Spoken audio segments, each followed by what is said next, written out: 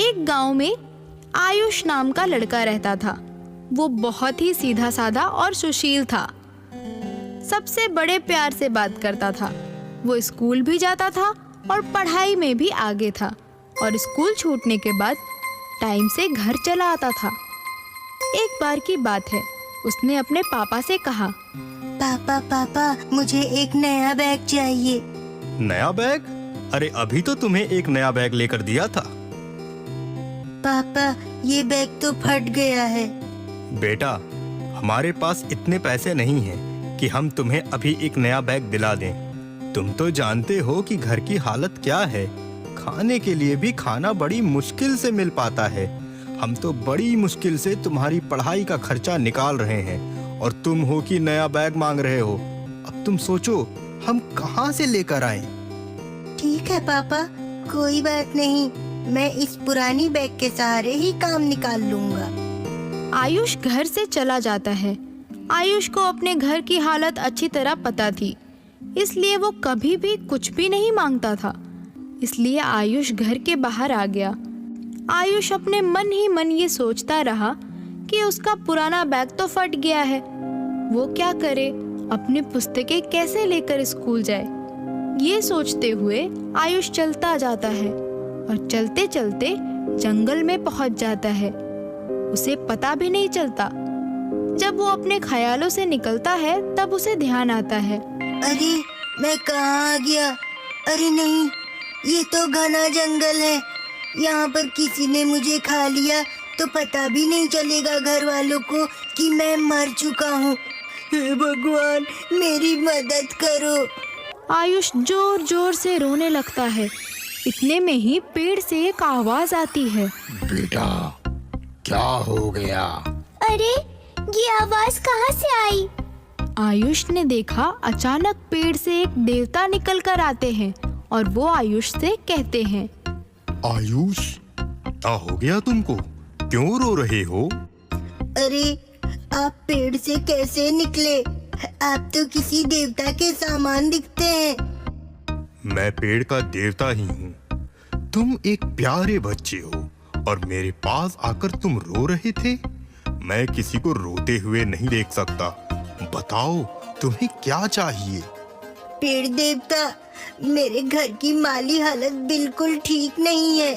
मेरे पिताजी के पास इतने पैसे नहीं है कि वो मुझे एक नया बैग लेकर दे सके। आप मुझे एक बैग दे देंगे? अरे क्यों नहीं, तुम तो मेरे प्यारे बच्चे हो। ये लो, ये बैग लो। इतने में ही देवता आयुष को एक नया बैग दे देते हैं। आयुष बैग लेकर खुशी खुशी अपने घर चला जाता है। आयुष की माँ बैग देखकर आयुष से पूछती है, अरे आयुष, तुम नया बैग कहाँ से लेकर आए? माँ, आपको पता है पेड़ वाले देवता ने मुझे ये बैग दिया। लेकिन पेड़ वाले देवता? ये कौन से देवता है? आयुष, तुमने किसी का बैग चुराया तो नहीं है? नहीं नहीं माँ, मुझ पर भरोसा रखो, मैं ऐसा कुछ नहीं कर सकता। आपको मुझ पर इतना भी भरोसा नहीं है। आयुष के ऐसा कहने से उसकी माँ उस पर विश्वास कर लेती है। उसे पेड़ वाले देवता ने ही बैग दिया होगा। आयुष इस बैग को पाकर बहुत खुश था। आहा, मेरा नया बैग। अब तो मैं नए बैग के साथ स्कूल जाऊंगा। आयुष बैग में 2 किताबें रखता है और स्कूल के लिए निकल जाता है। जब स्कूल में बैग खोलता है तो देखता है कि उसके 4 किताबें हैं। अरे ये क्या? मैंने तो 2 किताबें डाली थी, 4 किताब कहाँ से आई इस बैग में? ये माँ भी ना बेकार में मेरा बोझ बढ़ा दिया। स्कूल खत्म होने के बाद जब वो घर पहुंचता है तब अपनी माँ से कहता है, माँ, मेरे बैग में एक्स्ट्रा 2 किताबें क्यों रख दी? मुझे तो आज 2 ही किताबों की जरूरत थी। बेटा ये क्या कह रहे हो? मैंने तुम्हारे बैग में कोई किताब नहीं रखी। तो माँ, मैं सिर्फ 2 किताबें लेकर गया था और बैग में 4 किताबें हैं। ये कैसे हो सकता है? आप खुद ही देख लो। माँ भी 4 किताबें देखकर आश्चर्यचकित हो जाती है।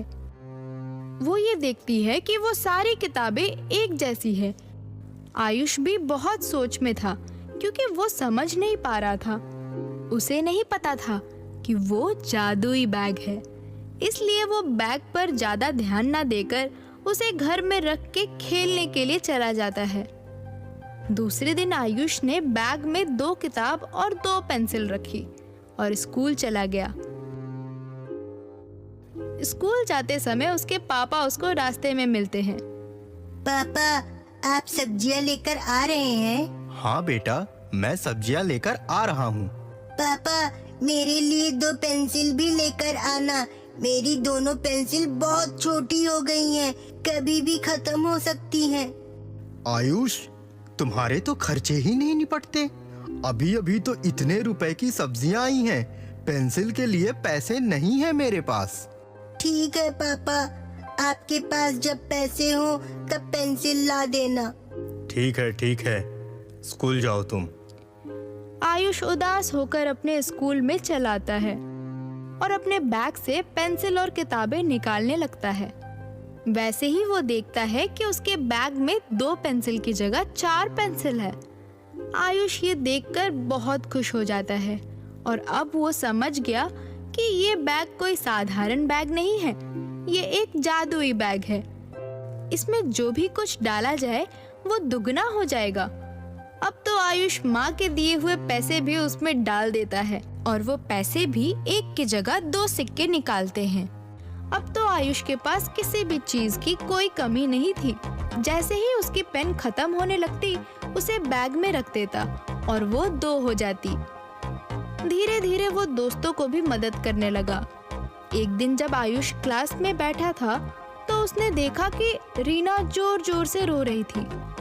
रीना, तुम रो क्यों रही हो? क्या बताऊं आयुष, मेरा रबर खत्म हो गया है, अब मैं कैसे मिटाऊंगी? लाओ, अपना पुराना रबर दो। आयुष उसके रबर को लेकर अपने बैग में डाल देता है। अगले दिन आयुष को 2 नए रबर मिलते हैं।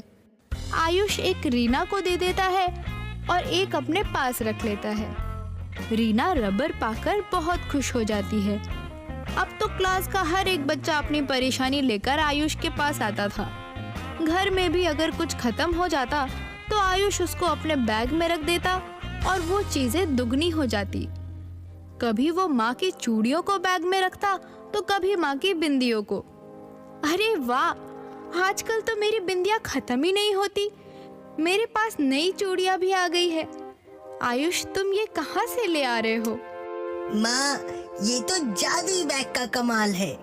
तुम और तुम्हारी फालतू बातें, मुझे तो यकीन नहीं होता। कोई बात नहीं माँ, आप चूड़ियाँ पहनकर खुश रहो। आयुष बहुत खुश था क्योंकि वो सबकी मदद कर पाता था। लेकिन उसका एक दोस्त पड़ोस में रहने वाला शिवा आयुष से बहुत जल रहा था। उसे ये बिल्कुल पसंद नहीं आ रहा था क्योंकि हर जगह आयुष की चर्चा हो रही थी। इसलिए वो आयुष के घर गया और खिड़की से आयुष का जादुई बैग देख लिया। अब मैं उसे बताता हूँ, अब ये बैग मेरा है। अब ये कोई जादू नहीं कर पाएगा। शिवा ने आयुष का जादुई बैग चुरा लिया। आयुष काफी परेशान हो गया था। वो जादुई बैग को हर जगह तलाश कर रहा था। माँ, मेरा जादुई बैग कहाँ गया? यही कहीं होगा। अरे नहीं माँ, मैंने उसे बहुत खोजा। स्कूल में है, ना ही घर में, ना पड़ोस में, कहीं नहीं मिला। हा हा हा हा, अब इस आयुष के बच्चे को अकल आएगी जब मैं कल बहुत सारा सामान लेकर आऊंगा। और कल तो दिवाली है, मैं इस जादुई बैग से बहुत सारे पटाखे बनाऊंगा। माँ, मेरा जादुई बैग कहाँ गया? आयुष सोच सोच कर परेशान था और उधर शिवा जादुई बैग को लेकर बहुत खुश था। उसने जादुई बैग में एक बम रखा और अगले दिन उसे 2 बम मिला। इसके बाद शिवा ने 2 बम जादुई बैग में रखे और अब शिवा ने उसमें से 4 बम निकाले। उसे तो मजा ही आ गया था और उधर आयुष बहुत ही परेशान था। आयुष जादुई बैग के बिना बहुत उदास था। वो उसका बहुत ख्याल रखता था और शिवा ने तो उस बैग को यूं ही फेंक दिया था और सारे बम लेकर बाहर जलाने के लिए चला गया। शिवा ने सारे बम को एक ही साथ जला दिया। इतनी आवाज सुनकर पड़ोसी बाहर आ गए और वो शिवा पर चिल्लाने लगे। शिवा, कितने बदतमीज हो तुम, क्या कर रहे हो? किसी को चोट आ गई तो? हर कोई शिवा पर चिल्ला रहा था। अच्छा ठीक है, जा रहा हूँ अंदर। शिवा घर में चला जाता है और जैसे ही घर में गया उसने देखा, अरे ये क्या, घर में इतने चूहे कहाँ से आए?